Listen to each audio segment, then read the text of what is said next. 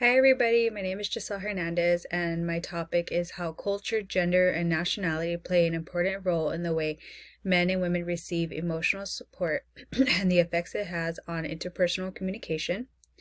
I would like to start off with this quote here. There are realities we all share regardless of our nationality, language, or individual tastes. As we need food, so do we need emotional nourishment, love, kindness, appreciation, and support from others. I found this quote important as it states food, just as humans need food, humans also need emotional connections to people. What is emotional support?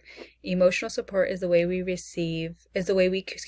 communicate meaningful gestures, feelings, verbal and nonverbal expressions, such as listening, empathizing, compassion, and encouragement. The effects of emotional support: there's a decrease in anxiety, a decrease in depression, decrease in loneliness. It can increase physical health and mental health and increase social relationships. One study in particular, according to Reblin and Uchino 2008, one population survey showed that for elderly women, low perceived emotional support predicted higher mortality for controlled baseline demographics and health. In other words, women that received lower emotional support had a higher mortality rate. Emotional support affects people of all ages. What is emotional support? Emotional support is a vital component in close relationships. Emotions enhance our relationships with people. It gives us a better understanding of emotions, feelings, and communication. It's also a way we express love, anger, sadness, and happiness. It's important also for our health and our well-being, and build strong relationships with family, friends, coworkers, and peers. Here I have communication styles. I think it's important to say men and women perceive communication differently. A couple factors such as communication styles, biological sex, and gender culture play a role in communication. But today I'm just going to focus on communication styles. According to Lieber 1991, Maltese and Broker 1982, Wood 1996, and Mason 1994, academic research on psychological differences has shown that while women use language as a tool to enhance social connections and create relationships, men use language to exert dominance and achieve tangible outcomes. Other research has shown men to be self-assertive, independent, dominant, women unexpressive, attentive, understanding, and problem solvers.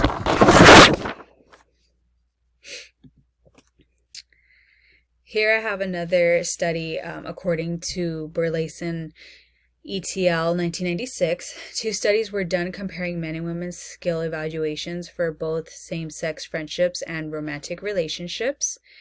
Both studies found that both participants had similar goals in relationships, such as expressive skills, conflict management, and comforting skills, with some small differences. Men viewed instrumental, interactional, narrative, and assertive skills more important than women did.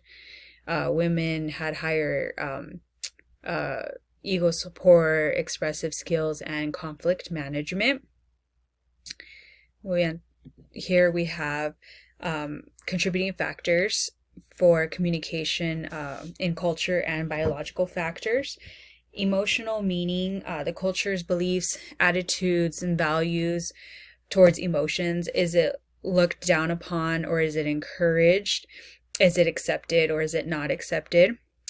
Then I have subjective experience, which is one's own experiences based on self-reports, their feelings and effects. And then primary reactions, which is psychological responses to stressful situations, expressive behavior based on person's feelings, and cognitive gating, which is the brain filtering out redundant information.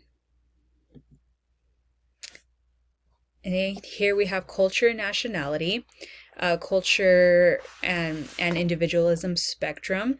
This is the value system that influences the way different cultures express, manage, and experience different emotions.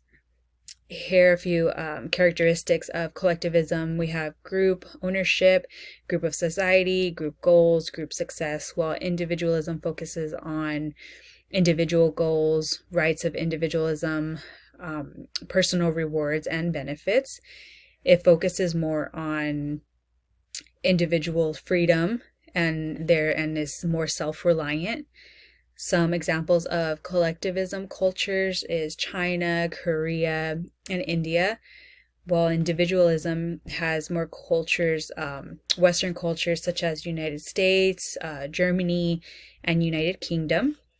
And according to one study, Adler and Protor 2015 in our textbook, Middle Easterns in a study said, I love you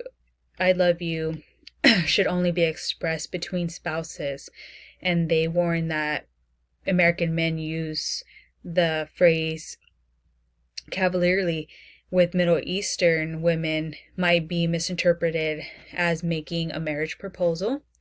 So that goes to show the differences between culture and nationality and the way they view and express emotion. And for my conclusion, gender plays a role in the way emotional support is perceived and received. It's important for our health and our well-being. It's important to have a better understanding of the way culture and nationality play. It's important to have a better understanding of the way culture and nationality play a role in emotional support, so we can have a better understanding in communication skills with different people, as far as our family, our friends, our peers, and our coworkers. Thank you so much for watching my presentation. Goodbye.